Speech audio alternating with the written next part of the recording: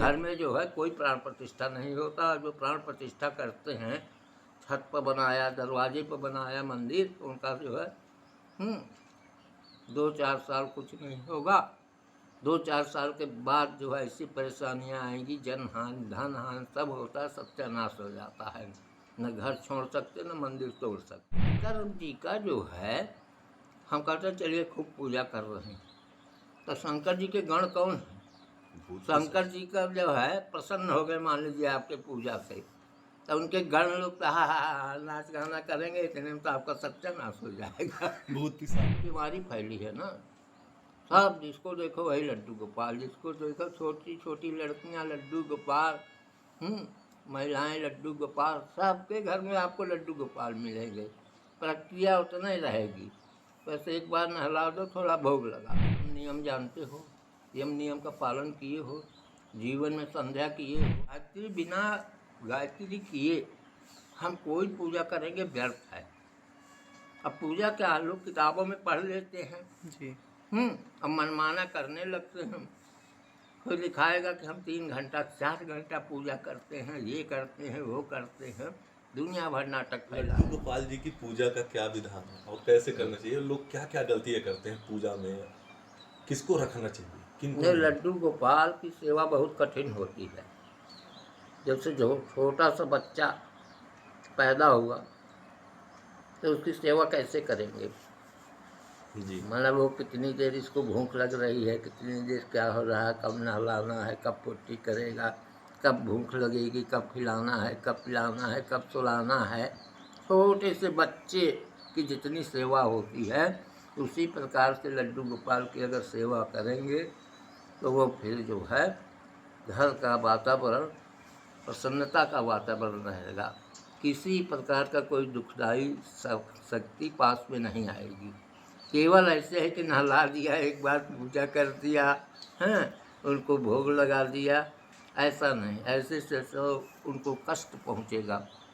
उनकी सेवा बिल्कुल बाल रूप में, माने एक छोटे से बच्चे की जैसे करना है ऐसे करना चाहिए। स्थापित किनको करना चाहिए? स्थापित किनको करना चाहिए? घर में जी। किसी को नहीं करना चाहिए। किस घर तो ठाकुर जी का है, ठाकुर जी रहेंगे। घर तो मंदिर है, हम तो सेवक हैं, रसोई ठाकुर जी की है, हम तो प्रसाद लेते हैं। घर हमारा मंदिर है। अतिथि हमारे दरवाजे पर आवे तो उसे किसी प्रकार का कष्ट न हो, उसको भगवान का स्वरूप समझ करके हम सब परिवार कुटुंब उसकी सेवा करें। इसके लिए घर है, अतिथि सत्कार के लिए है। घर मंदिर है, ठाकुर जी का है। घर में जो है कोई प्राण प्रतिष्ठा नहीं होता। जो प्राण प्रतिष्ठा करते हैं, छत पर बनाया, दरवाजे पर बनाया मंदिर, उनका जो है 2-4 साल कुछ नहीं होगा। 2-4 साल के बाद जो है ऐसी परेशानियां आएंगी, जन हानि, धन हानि सब होता है, सत्यानाश हो जाता है। न घर छोड़ सकते, न मंदिर तोड़ सकते। विपत्त भोगो। घर में शिव जी की भी पूजा करते हैं लोग। हाँ, तो लोग क्या क्या करते हैं इसमें जाएंगे आप तो सारा भंडा श्राद्ध है पूरे देश में। सब धर्म के नाम पर, आस्था के नाम पर जो मन में आता है वही करते हैं लोग। किसी से पूछते थोड़ी हैं कि किसी से पूछें तो भैया हम ऐसा करना चाहते हैं, तो उचित मार्गदर्शन देगा। जब तुमको मनमाने करना है तो करो, भोगना तुमको है। आजकल का अब शंकर जी का जो है, हम कहते चलिए खूब पूजा कर रहे हैं, तो शंकर जी के गण कौन है? शंकर जी का जो है प्रसन्न हो गए, मान लीजिए आपके पूजा से, तो उनके गण लोग तो हा नाच गाना करेंगे, इतने में तो आपका सत्यानाश हो जाएगा। बहुत ही साच। लोग आजकल क्या करते हैं कि लड्डू गोपाल जी को लेके निकल जाते हैं श्रद्धा के नाम पे, कि दो काम करते हैं, या तो ताला बंद करके अंदर रख के चले जाएंगे उनको, कहीं गए तो वो तो अंदर रह गए, और या तो कहेंगे कि इनको साथ में ले चलो। हमारा भाव ऐसा है, आप हर प्रकार के उसमें रहते हैं। और क्या ये भाव सही है कि हम जहाँ जाए उनको लेके जाएं? भाई, आप छोटा सा बच्चा है माँ का, जी। उसको ताला लगा के जाएगी माँ? नहीं, वही भाव रहेगा ना। और जो ताला मार के चले जाते, स्थित तो कर लिए, और जब पूरा परिवार गया कहीं पार्टी में, कहीं घूमने, कहीं बाहर, और वो घर में है, फिर ये भाव तो क्या है? ये ये भाव तो कुछ है ही नहीं। ये तो माने तुम अपने भाव को चोट पहुंचा रहे हो। छोटे बच्चे के साथ अन्याय कर रही हो। आजकल ये बीमारी फैली है ना, सब जिसको देखो वही लड्डू गोपाल, जिसको देखो छोटी छोटी लड़कियां लड्डू गोपाल, महिलाएं लड्डू गोपाल, सबके घर में आपको लड्डू गोपाल मिलेंगे। प्रक्रिया उतना ही रहेगी, बस एक बार नहला दो, थोड़ा भोग लगा दो। तो छोटा बच्चा तो उसकी तो सांस निकल जाएगी कुछ दिनों में। इसलिए भाव है तो छोटे बच्चे की तरह सेवा करो, अगर उनसे कुछ प्राप्त करना है।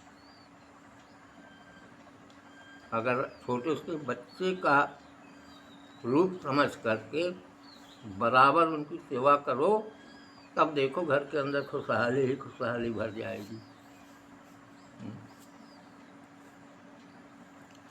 महाराज जी जो भागवत चर्चा कराते हैं, भागवत सुनते हैं, कथा सुनते हैं, तो ये तो महापापी लोग हैं। ये कृष्ण ग्रहित मानसा। जी भगवान कहते हैं तुम मन दो और संसार में विचरण करते रहो, जी पर मन तो कोई देता नहीं। जी अब जो लोग कर रहे हैं, कथा सुन रहे हैं, जी उनसे पूछो भैया पहले ये बताओ, पहली सीढ़ी चढ़े हो? यम नियम जानते हो? यम नियम का पालन किए हो? जीवन में संध्या किए हो? जब अपना जनरेटर फिट करोगे तब ना आगे। तो संध्या जानते ही नहीं, लेकिन शाम के टाइम में जो कर देते हैं आरती पूजा, वो संध्या है। जी संध्या वाले संधि काल का ये वह जब रात्रि का अवसान होता है, दिन आ रहा है, ब्रह्म मुहूर्त कहते हैं, ये गायत्री संध्या का समय है। दोपहर में जब पहला पहर जाता है, दूसरा आता है, मध्याह्न संध्या होता है। इसी प्रकार सायं में जब दिन का अवसान होता है, रात्रि होने वाली है, ये संधि काल का जो है गायत्री जाप है। संध्या 3 प्रकार की होती है। तो ये 3 प्रकार न कर सके, एक भी करें, लेकिन करें तो बिना गायत्री जो है जी गायत्री, बिना गायत्री किए हम कोई पूजा करेंगे व्यर्थ है। अब पूजा क्या, लोग किताबों में पढ़ लेते हैं, जी अब मनमाना करने लगते हैं।